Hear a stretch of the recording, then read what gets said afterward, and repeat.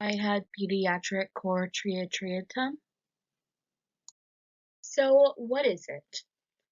It is a child that is born with a thin fibromuscular membrane subdividing either the right or left atrium into three chambers. There are two types, Cor Triatriatum sinister and Cor Triatriatum dextrum. It results from the incomplete absorption of the pulmonary vein, which is normally reabsorbed and becomes part of the left atrium during fetal development. Typically presents with other congenital cardiac defects, including but not limited to tetralogy of Fallot, atrial septal defect, ventricular septal defect, things like that. Basically, it creates a third atrium that slows blood flow and can lead to congestive heart failure. Now that we kind of know what it is, what causes it? The exact cause is unknown, but there is some interesting theories. Dr. Clifford Parsons talks about how possibly Cor Triatriatum sinister occurs with his malincorporation theory. Basically, during fetal development, the pulmonary vein incorporates into the left atrium, but if it fails to do so, the common pulmonary venous ostium remains narrow, which results in a structure similar to a septum called the atrial appendage. This appendage further divides the left atrium into two compartments. But this theory fails to explain how the fossa ovalis and the atrial muscle fibers are also present in the proximal atrial chamber. Two more theories that I wanted to discuss are the malseparation theory. The fibromuscular membrane is an abnormal growth of the septum primum, or the entrapment theory, which is the most widely accepted theory, emphasizes the entrapment of the common pulmonary vein in the embryonic sinus venosus, preventing incorporation into the left atrium. Going back to the types of Cor Triatriatum. The first is Cor Triatriatum sinister. The left atrium divides into upper and lower chambers. The upper chamber receives blood from the pulmonary veins. The lower chamber is attached to the left atrial appendage, blocking the mitral valve orifice. This creates left ventricular inflow obstruction, and this is the most common form. Second type is Cor Triatriatum dextrum. The right valve of the sinus venosus persists, dividing the right atrium into two chambers. This form presents similarly to Ebstein's anomaly and can be difficult to distinguish. For context, I have included this picture of what we would expect a normal heart to look like. If you want, you can pause and kind of look at it, but I have it on the next slide too. For context, I've included what we would expect a normal heart to look like. I've included it on the next slide too, so we can compare it to what Cor Triatriatum looks like. On the upper left hand, I have what a normal heart would look like. The picture directly to the right is a drawing that shows the abnormality. I have an arrow pointing to where the septum is. Right below that, there is an echocardiogram that shows the membrane. And then to the right of both of those, I have another diagram showing the membrane. It affects men and women in equal numbers. In the USA, this disorder accounts for a very small percentage of all infants with congenital heart disease. It presents in infancy with signs and symptoms of pulmonary hypertension and pulmonary venous obstruction. Low cardiac output causes children to have poor growth and weight gain, feeding difficulties, and respiratory distress. In childhood and adulthood, signs and symptoms of pulmonary venous hypertension and right heart failure dominate as the membrane calcifies and the opening becomes smaller, which further reduces cardiac output. Mitral valve regurgitation and atrial fibrillation impose serious dangers, and typically it presents in children rather than adults. I have listed signs and symptoms that we would expect to see. What are we going to see with our patient?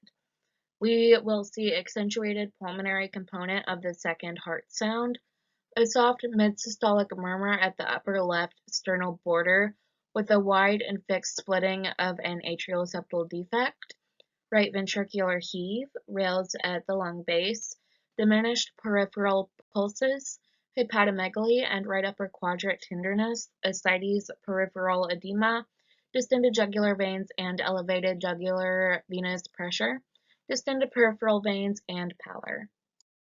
Diagnosed, we could do an MRI, an echo, an angiography, a chest x-ray, EKG, and a cardiac catheterization. What will the EKG show? Most likely it will be normal unless there is a pulmonary artery hypertension, and with this we would see right ventricular hypertrophy, right axis deviation, and S1Q3 patterns. Atrial arrhythmias, including atrial tachycardia or atrial fibrillation, might also be present. Cardiac catheterization used to be the reference diagnosis technique before echography.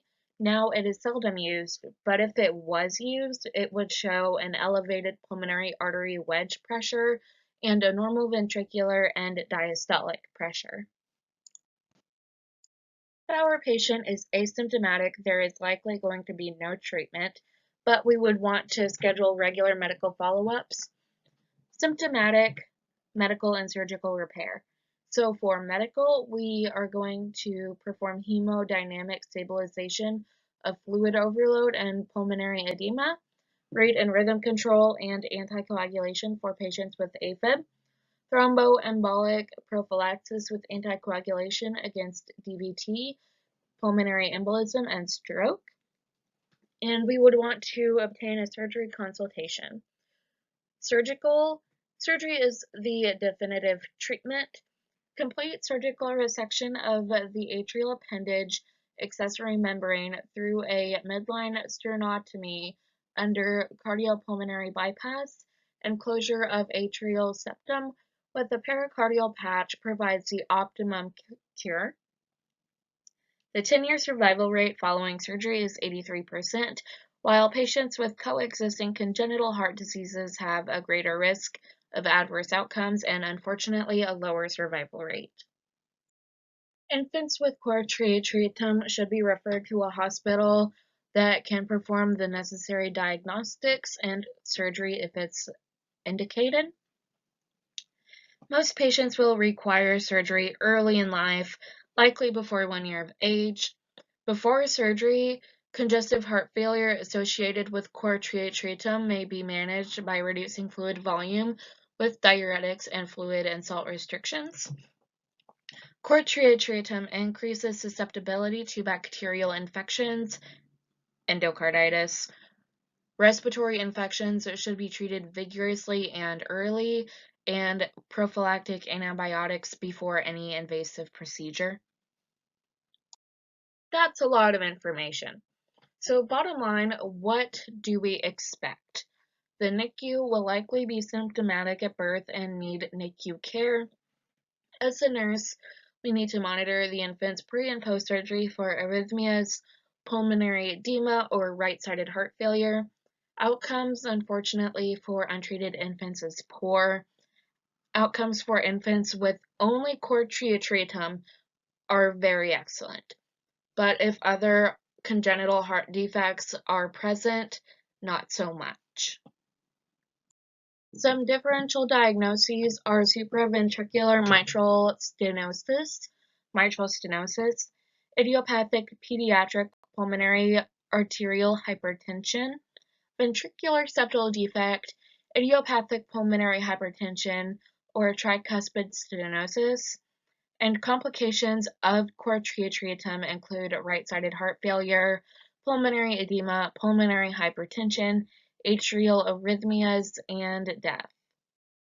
So some nursing diagnoses would include impaired oxygenation, decreased cardiac output, risk for ineffective renal perfusion, ineffective peripheral tissue perfusion, chest pain, acute pain secondary to a DVT, impaired physical mobility related to pain secondary to DVT, risk for bleeding if they are on anticoagulant therapy for atrial dysrhythmias, fatigue, activity intolerance, and fear.